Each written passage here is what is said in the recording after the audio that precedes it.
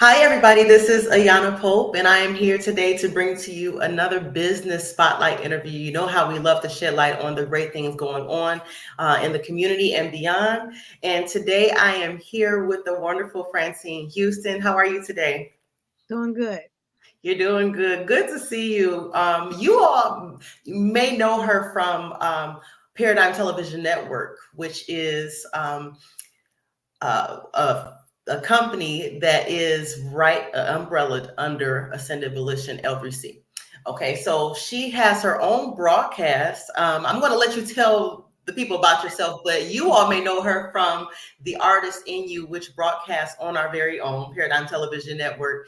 And if you have ever tuned into her broadcast, you have gotten a chance to hear a little bit about her. But for those of you who have not, this is the time to get to know about Francine and what she's doing in our community. So, Francine, thank you so much for being with us. You could be anywhere else, but you're here with us. And so we're just so thankful that you're here with us. Tell us a little bit about yourself. Well, I don't know where to start. I'm an author. I authored a couple of books. I just did a devotional and a affirmation book with a group of like 365 authors. Wow. Um, and I guess it just hit bestseller yesterday. I'm still learning how to do all that, but somehow hit bestseller. I'm a designer. I make clothes. My job, I work in a apparel manufacturer at my job but I make the clothes for the military, so it's kind of like governmental. Um, I'm trying to think of anything else. I think that's about it. So tell us about your books. You say you've authored a few books. So what's the name of your books? Well, my first book is Lupus Journey, and then I did another book called Life After. And I write poetry, so I wrote a book called Strength of a Woman. That's like my poetry book. And then I recently wrote another poetry book last year, and that was Random Thoughts. I did some anthologies. I did an anthology with a lady. I think, yeah, she's in Georgia. Her name is Valencia Wary. It was I Am Woman.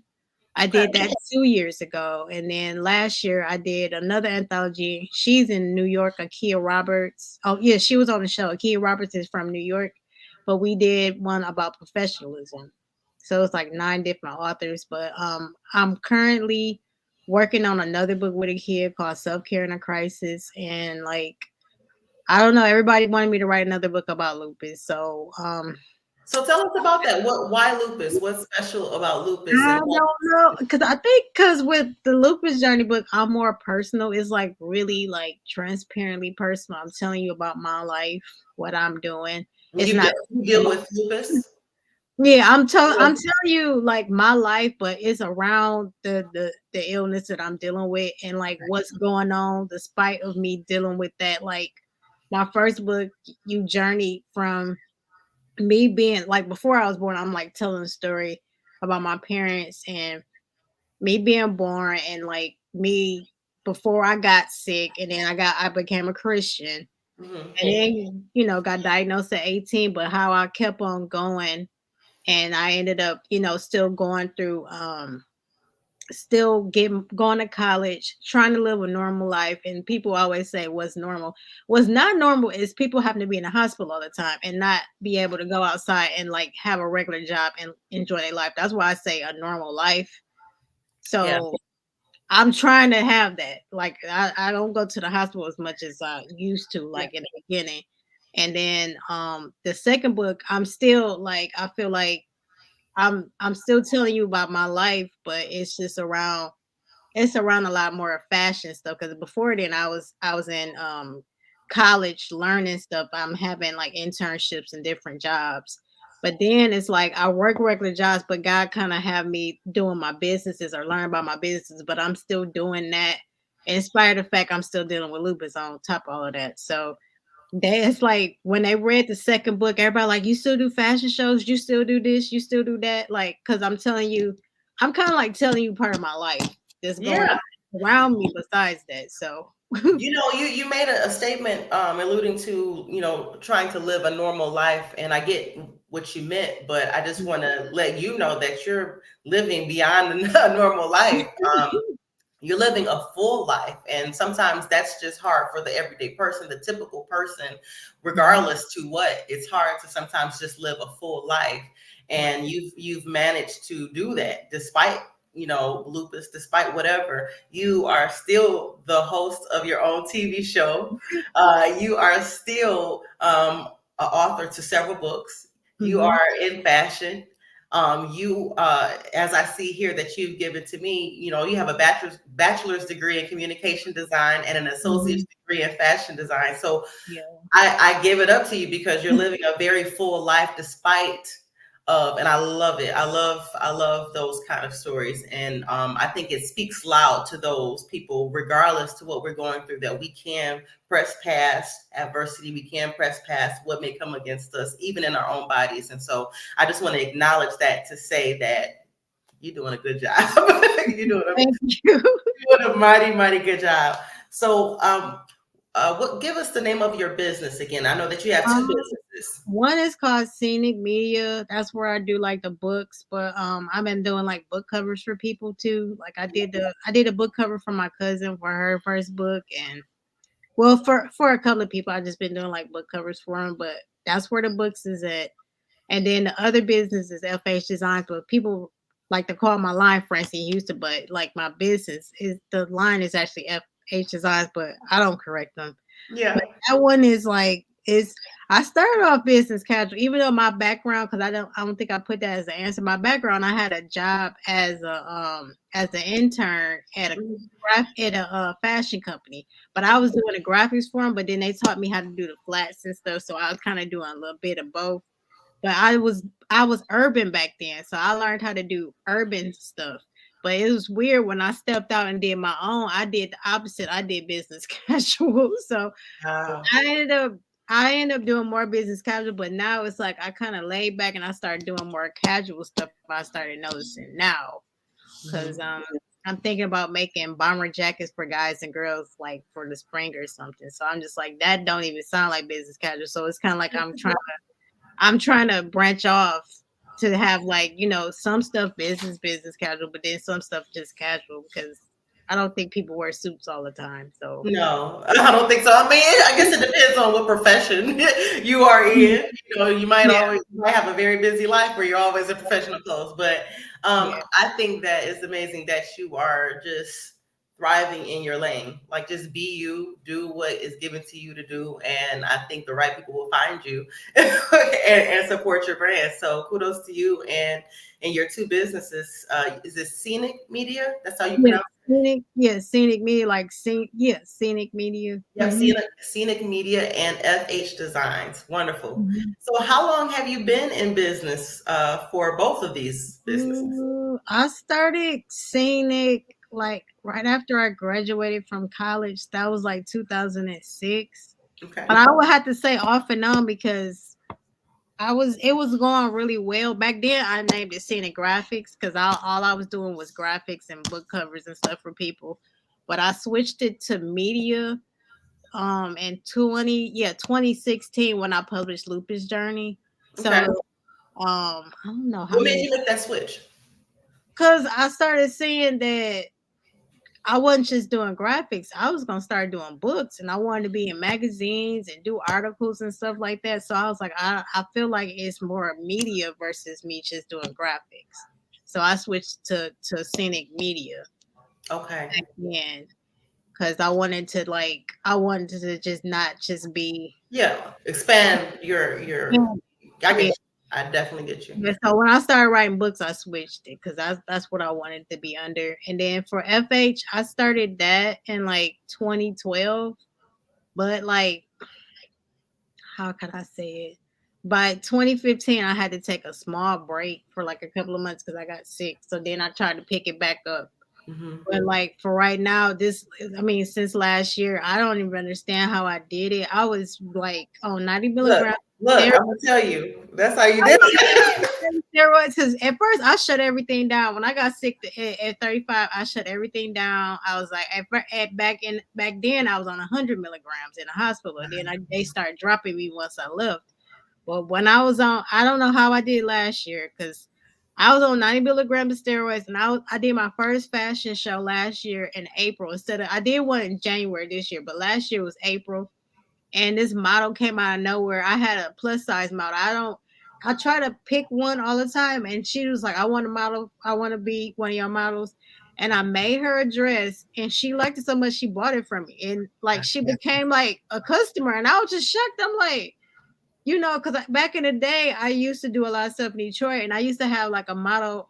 She used to just like all my stuff, and she like, well, I work in the bank, and it was more business casual back then. She would buy my stuff, and I was like, I can't believe this, but I couldn't believe that I was on 90 milligrams of steroids, and I was making clothes, and people was buying them and everything, and I just didn't stop. I kept on going. I published the book, and I was like, how in the heck I'm doing this? Like I couldn't believe it. Like, and then after the fashion show, I ended up my legs ended up being swole. I took one day off. Wow. And I mean, one day off, I went back to work. I took it easy, but I kept on doing fashion shows throughout the whole year last year. I mean, I'm totally off the steroids now, but I'm looking back like I don't know how I did that. I just don't know. Wow. I think that's amazing. And I know that, sidebar, I know that you're a believer, and I know that has a lot to do with that extra push that you have been able to write these books, and you've been able to create these items for people to buy. And we know that it's not in our own strength that we could do anything. Yeah, that's God. Cause my cousin was like, "You might need to just say no. Like, are you okay?" Like, she became my assistant in the back, and like this time she helped out in the front and did videos for me and stuff. But she was like, if you don't feel good, just don't do the show, Francine. Just don't do the show. And I was like, I'm okay. I said, I ain't gonna miss no show. And then to come to find out, I had two shows in April, but the lady over the show got sick, and she was in the hospital until like July. So that made me like kind of slow down and take better care of myself. But I was still at home making outfits. Like, I had to go somewhere for my job to California, and I made me an outfit just to go. I was like, I made me an outfit. I'm wearing this when I go here. I made another outfit just for the fashion show that I was in July. Like, okay, I'm wearing this. So she was looking at me like, okay, if you really sick, just don't go. And I was like, I'm doing good. Now I look back like I don't know how I did that. I Do just you think, would you say that it was your passion that kept you going? Like, you might have felt weak or tired in your body, but would you say that it was maybe just the passion for what you do that kept you alive and going? it might have been. Yeah, I believe so. Of I course believe not, so. but your passion for it. Yeah, yeah. That's So amazing. I'd be up writing, I'd be up doing stuff. And I was like, I don't I mean, yeah, it gotta be God. That's amazing. That's amazing. So refreshing to hear how, even in a tough time, you were able to find the strength to persevere, to push forward. And sometimes we can't explain that other than to say it was God. And so I'm grateful that you pressed through, because now we have all these books. Now we have all these outfits, and you do fashion shows, right? Yeah. Yeah, for people to model and even purchase. And so Mhm. good came from it. Good came from that perseverance that you had. So what prompted you to start these businesses? Was it just a natural gift of yours? Did you always desire to have this kind of company? Did you ever foresee this? Well, for the graphic slash media, it was like God was kind of telling me he wanted me to start a business like right after I got my degree, and I was still working somewhere or whatever. I mean, he didn't tell me like, okay, I want you to work. I just want you to do this job. But after a while, he was like, you need to just do your business. And I was like, I gotta do what? Because it's weird. It was the opposite. I told God I just rather work for somebody. I don't want no business. And he just basically told me, oh, okay, that's what you want to do, but this is what I want you to do. And I was Oh, like, wait. yeah. So What I do had you say to that? to. Yeah. Well, thank you for your obedience. It's definitely paying off and affecting people's lives. As you said, the young lady just purchased an item right there, and she was just supposed to be modeling. Yeah, she's just supposed to be modeling, and I was just like, and she was just like, "Well, you don't know it, but I'm gonna buy what you made." And I was like, "What?" Because I'm just so used to making stuff, and if they buy it, they buy it. Like I was just making it because I had to make it for you. Like I picked you as my model, but I sent her a picture. Um, I sent her a picture of what I made, and she just paid me on the spot, and I was like, "What?" I was just shocked. And that, I mean, just now, well, it's been a minute, but she wanted me to make her another dress, and I got to start on that like this month or next month. But I was just shocked. I was just Francine, like, I'm gonna say this to you, and I'm tapping outside of the host mode. Um, okay. expect more of that. Okay. Expect more of that. Yeah, expect more of that. Okay. You're gonna be doing what you're doing. You're not gonna think nothing of it. You're gonna just be doing what you're doing, and I believe that you'll find that more people will just buy it from you, and it'll blow your mind every time. But um, get used to that. Okay. Well, I receive it. Okay. Okay. So tell me what makes your business unique. I know that you talked about, you started off in the beginning, kind of like on the urban side, and then Mhm. you are now kind of contemplating doing what kind of jackets you said? A bomber jackets. 'Cause Bomber I was jackets. So looking. what makes your business unique? Um. Or, hmm, or even your books, your fashion or your books, whichever. uh, for my books, I guess because make it different because I was writing about my health. Most people write about love. Nothing against that, but I have a love story. I'm trying to have a disease. So I Yeah, mean, only write about what I know, what I I got. just wrote about what I knew. So I'm just like, I used to think when I was writing this book, I said everybody likes relationships, they like love, they like this, like they like money. I said, I don't know if anybody gonna buy a book about lupus, but I was surprised when people was buying my book. Yeah. So I just said, I think what makes it unique is because I guess because I'm different and I just wrote about what I knew. And Hmm. as far as FH designs, I ended up losing a whole lot of weight and I was really, really small. And when I started fashion school, I was trying to go on interviews. And the lady used to have a pile of clothes for me to wear, and I used to have to try them on. I was like, I'm gonna have to make some stuff to go with this. So FH came out of me needing to wear some clothes for interviews. So I don't know if that made it different or what, but that's where it started from. What I find that people support brands, especially like brands and companies, for the story that's behind it. And I think that that's powerful that you took a situation that could have maybe defeated somebody or discouraged them or made them feel down.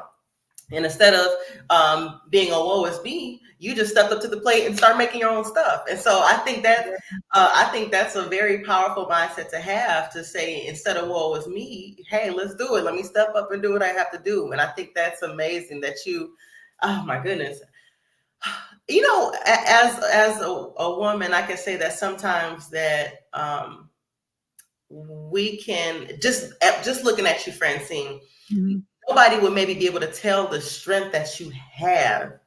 And I think even sometimes we may sleep on ourselves. We may sleep on ourselves on the strength that we have. And before we know it, we're moving through these trying seasons. We're moving through these tough times and we're just making it happen.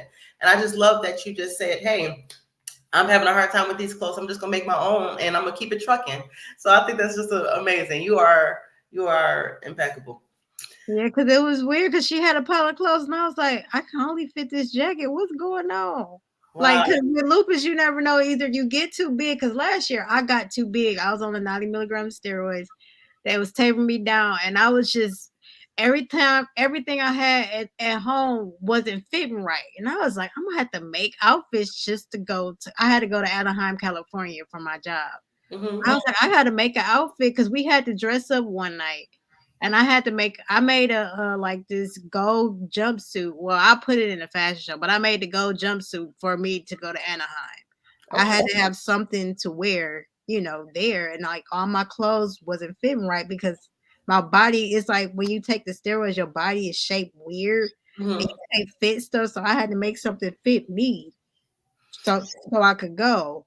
Would you say that creating helped to I mean, of course, you noticed the changes that were going on Mhm. your body. Would you say that creating things helped kind of take the attention away from maybe noticing like, oh, I lost weight or oh, I gained weight? Do you think that Right. like, shifted your attention? Yeah, cause I got tired of everybody was like, "What's going on with you? Why your face swole up? Mm, Why your stomach big?" Like, when I was at work, everybody was like, "Something ain't right with Francine. She not looking well." Like, I was at work, everybody was like, "You're not looking well." And then when I was on dialysis, I got down after I got off of there, I was a size 0. So it took me forever to find clothes. So mm. it's like either I go from one extreme to the other, and it's like the only thing I could think of is I gotta start sewing clothes again until I get back to a regular size where I can fit stuff again. I'm going to ask you this question because you are both an author and a business owner of two businesses. So I kind of Mhm, sway between the kinds of questions that I'm asking because people need to know the insight of what you go through mhm, when you deal with the condition that you have. So mhm. how do you deal with people when they say make certain comments or they ask you questions or maybe look at you like something's different? Like how do you navigate through that? Um, when it was happening most of the last year, everybody was asking me, I was like, "I'm on medication." They thought I was having a baby. I was like, "No, my sister is pregnant, not me. I am not pregnant." I said, I said, "I am on meds. I am sick right now." 'Cause Yeah. there was this Asian lady in my job, she like, "You have a baby?" I said, "No, no, no, I'm sick. I'm sick. I'm just I'm gonna be off of medicine," because the thing is, it didn't look like I was pregnant. My stomach wasn't, like, extremely big. It was just my face was swelling up a little Mhm, bit. mhm. So I was just like, "No, no, I'm just not feeling well." I want to ask you this before I move forward. What would you tell someone like now, if you were to speak to the audience that's watching or listening? What would you tell them? What would you suggest to them as far as maybe certain questions or remarks that they might ask? Like if somebody just says, "Are you pregnant?" That could be offensive. Yeah. That could be offensive. So is there a way that you would suggest or would like to extend, hey, this is what you should do or not do when you see a person that, you don't know a person's circumstances. Right, right. And Just so don't I wouldn't say don't assume that they pregnant, like, you know, that's anybody too. That's ask it. is ask is everything okay? Because I remember they went up to this one lady and she was just fat and she ain't had no baby. And they was like, "Is she pregnant?" I was like, "This is not funny. This is not funny at all." And then there be some people that's actually pregnant, you just can't see it. Like it was a lady at my job, she wore big coats and she was actually pregnant. Her face wasn't small, her face was like normal, everything. She just had a big stomach, but she wore a coat, you couldn't tell. But I just think it's kind of offensive just to assume Yeah. things like, no. Yeah. And I ask you that because oftentimes, unfortunately, people don't really think before they say things or they speak to people. And so we never want to just offend. So there's a way to ask questions without going too far to the left or to the right. So I want to ask you moving forward, what has been your greatest challenge in your entrepreneurship journey and your Mm, greatest reward? So your greatest challenge and your greatest reward. I was gonna say money, but now it's just like I have to go past that with creativity. Like I have to figure that out. But sometimes my greatest challenge sometimes be my health sometimes with me dealing with the even though I'm an entrepreneur, just trying to go around that. But Mhm. as the business itself, um I think one time my computer was acting up real bad. No, when I first about to do Lupus Journey, my computer broke on me. And this wasn't even the computer I'm using. I was on a PowerBook and the PowerBook went out and my book was actually inside my computer and I had to ask my one friend, her name is Becky. She had to literally, like, my computer was like dead. I don't know how she did. She retrieved my hard drive and got my book out of there. So that was like the really, I couldn't say that was a challenge for me because I didn't think I was going to publish the book if I couldn't find it. It wasn't on a flash drive or anything. She got it all out of there and was able to put it for a flash drive, and after that, that's when I published the book. Wow. So, note to self and note to everybody in the audience: if you're writing anything, be it if it's a book or a paper or anything, save and save often, Yes, yes. just in case something happens. So, save and save often. And I think one challenge was, I think it was a long time ago because I used to have my one sister help me. She is a hairstylist and she used to do the makeup. I was starting to get, that's when I found out I was starting to get symptoms of a kidney failure or whatever. And I had a Mm, show that day and my face was looking weird and I couldn't fit none of my clothes. So mm. she had to give me a pair of her jeans and I was like, something's not right, and I put makeup on and I did the show. But my biggest challenge was, should I stay home or not? Because after I did the show, eventually I had to go to the hospital to see how I was doing our urgent care. So sometimes it'd be like, So, you pressed through even that moment? yeah, yeah, because they were just like, if she don't show up, they gonna make Tina do my set. And my sister said she not gonna do that because she was just there to do the hair and makeup. She was like, I'm not taking your spot. Like, you are the designer. I'm the I'm the hairstylist and I do the Yeah. makeup back here. I'm not gonna do this. And I prayed. I think I went to church 2 times that day and I got prayer. My face went back down. I looked at normal. I did the show. I looked at normal to myself, but one of my older sisters that live in like Portland, Oregon, she was like, Francine, you looked sick in that picture. She was the only person that knew that I was sick on that picture, besides my other sister that was doing the hairstyling. And I was like, I was. I was like, how in the heck you knew? I was trying to cover it up. She was like, I can tell. If you sick, you better go to the doctor and see about that. And I was like, Yeah. Yeah. I could fool some people, but some people I can't fool. So I took the time and took care of myself after I'm that. so glad. I'm so glad you did. Yes. Care of you. And that's just something, for everybody, but especially women.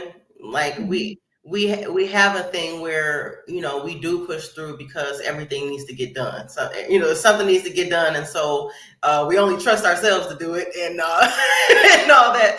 But Right, I'm so glad that you went to go see about yourself and take care of you, because there's only one you. right, right. Good, good, very good. And what's your greatest reward? I know you said money. That Well, one of my greatest awards was I wanted to be in this magazine in New York. Like they reached out to me and I was like, I should just do it. And I don't know if I had to pay to be a part of it. Like some magazines you gotta pay to be a part of. So I yeah. paid the fee or whatever and I basically wrote an article about my life after dealing with lupus and having a flare up, and how I ended up working for the government making military jackets. Like I just started working there like in 2015. They was just like, somehow you got a award. And I was like, what? I ended up getting this Women of Excellence award and I ended up getting 2 free tickets somewhere. And I don't know why I never used the tickets. I wish I would have retrieved them. At that time, I was just recovering from being sick, but they lasted for like a year or so. And they gave me 2 free plane tickets. I wish I revived them. I didn't, but that was like my biggest reward to me was to get that award, and then they gave me some plane tickets or whatever. So Okay. Well, look at you. That's a big accomplishment. So you're in magazines and everything. Like that's.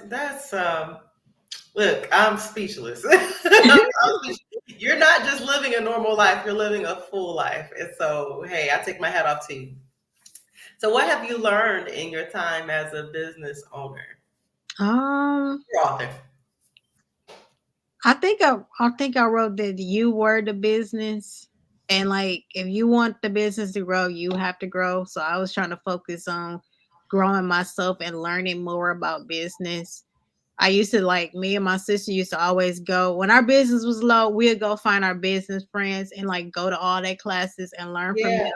and ask them questions like what I'm doing wrong. Like I had my one friend, her name is Adrian. She's over the Flint suit.